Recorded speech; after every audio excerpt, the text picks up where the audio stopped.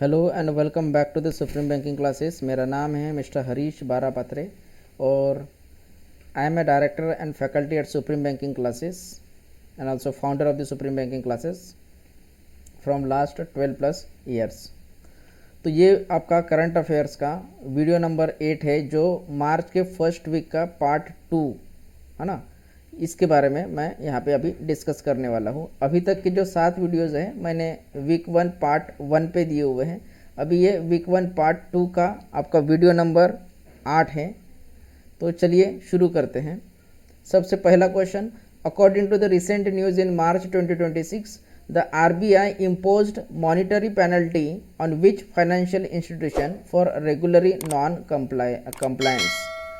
RBI ने कौन से इंस्टीट्यूशन पे, फाइनेंशियल इंस्टीट्यूशन पे एक फ़ाइन इम्पोज किया हुआ है, ठीक है, फॉर रेगुलेटरी नॉन कंप्लायंस। उन्होंने रूल्स फॉलो नहीं किए हुए हैं, इसके लिए उनके ऊपर फ़ाइन जो है इम्पोज किया हुआ है वो है Mahindra and Mahindra financial services limited.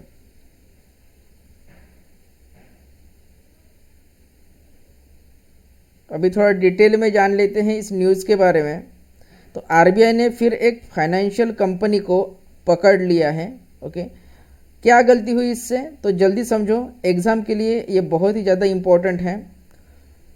मार्च 2026 के लेटेस्ट अपडेट के अकॉर्डिंगली आरबीआई ने 11.50 लाख रुपीज़ 11.50 लाख रुपीज़ का पेनल्टी लगाया है Mahindra and Mahindra financial services limited पर। अभी इसका रीज़न समझ लो, इसका रीज़न क्या है, क्यों पेनल्टी ये लगाई गई है।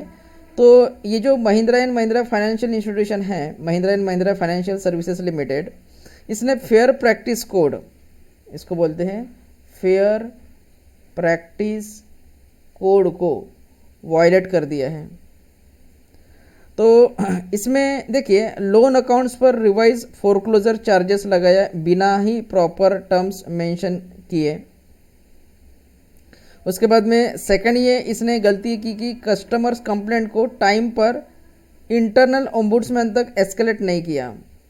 देखो, जब कस्टमर कोई कंप्लेंट करता है, कोई भी फाइनेंशियल सर्विसेज में कस्टमर कंप्लेंट करता है, वो चाहे वो बैंक हो आपकी, तो अगर कस्टमर वहाँ पर कंप्लेंट लेके जाता है, तो अगर वो particular financial services, particular financial institution या फिर कोई पर्टिकुलर बैंक आप बोल सकते हो, अगर उसने उस कंप्लेंट को सॉल्व नहीं किया तो कस्टमर बैंकिंग ओम्बुड्समैन तक भी जा सकता है।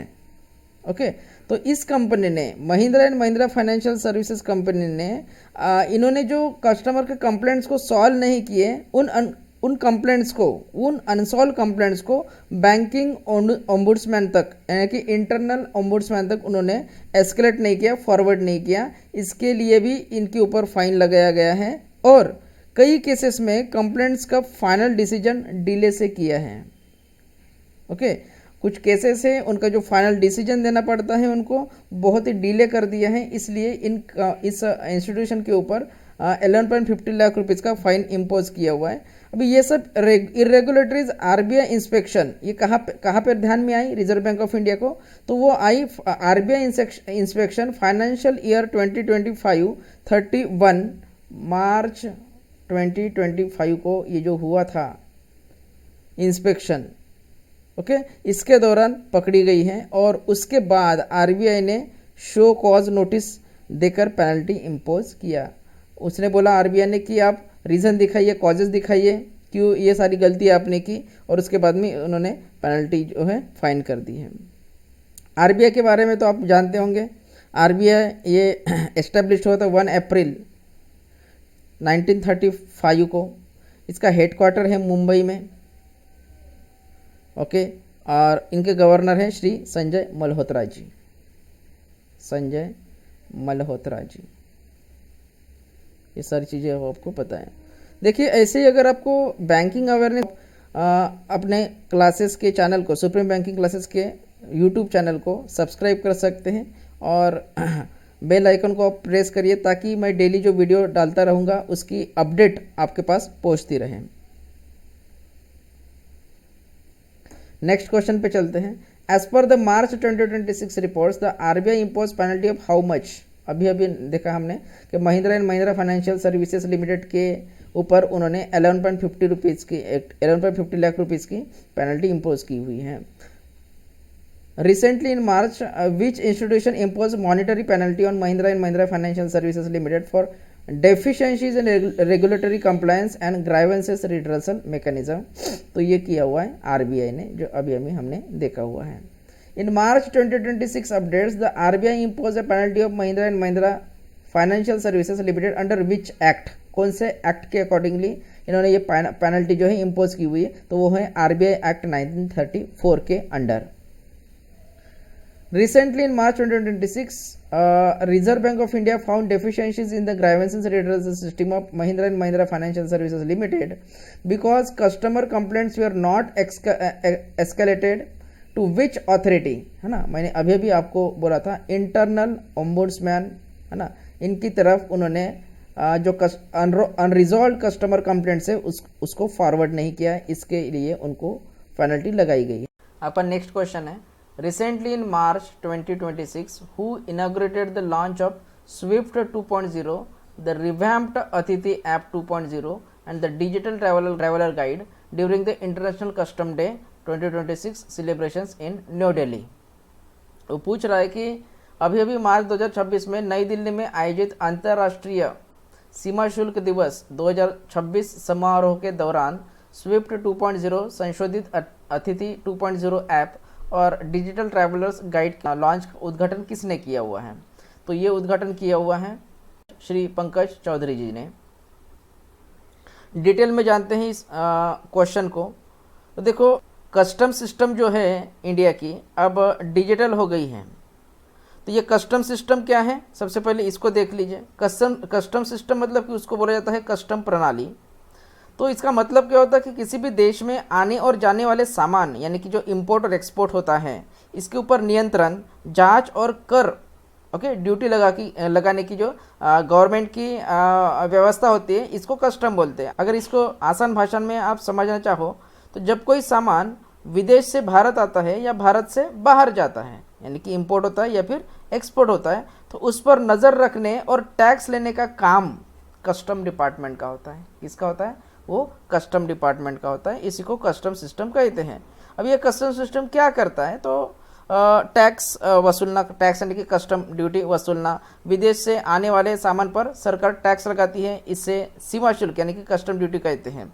उसके बाद सेकंड है इसका सामान की जांच करना यानी कि इंस्पेक्शन करना। यह चेक किया जाता है कि कोई गैर कानूनी चीज़ या फिर इलीगल गुड्स जिसको बोलते हैं वो आ तो नहीं रही है, ओके। उसके बाद में सुरक्षा, सिक्योरिटी, देश में हथियार, ड्रग्स या प्रतिबंधित वस्तुओं आने से रोकता है, और व्यापार को नियंत्रित करना यानी कि इंपोर्ट एक्सपोर्ट के नियमों के अनुसार चलाना। फॉर एग्जांपल कि अगर आप विदेश से मोबाइल मंगाते हैं, है ना, आपने दुबई से मोबाइल मंगवाया, तो कस्टम डिपार्टमेंट उसे चेक करेगा, उस पर टैक्स लगा सकता है, ओके, और फिर आपको डिलीवर होगा। मतलब कि एक लाइन में अगर इसको बोलना चाहोगे आप, तो कस्टम सिस्टम मतलब कि विदेश से आने जाने वाले सामान पर नियंत्रण, जांच और टैक्स लगाने की सरकारी व्यवस्था है,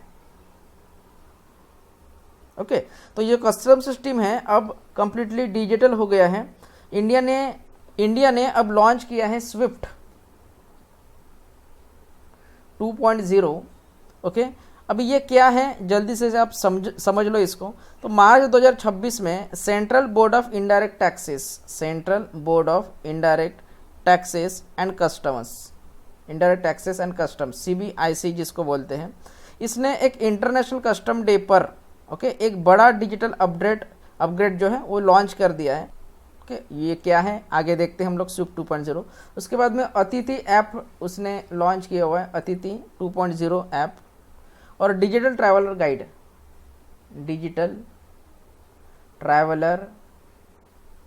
गाइड इसको लॉन्च किया गया है।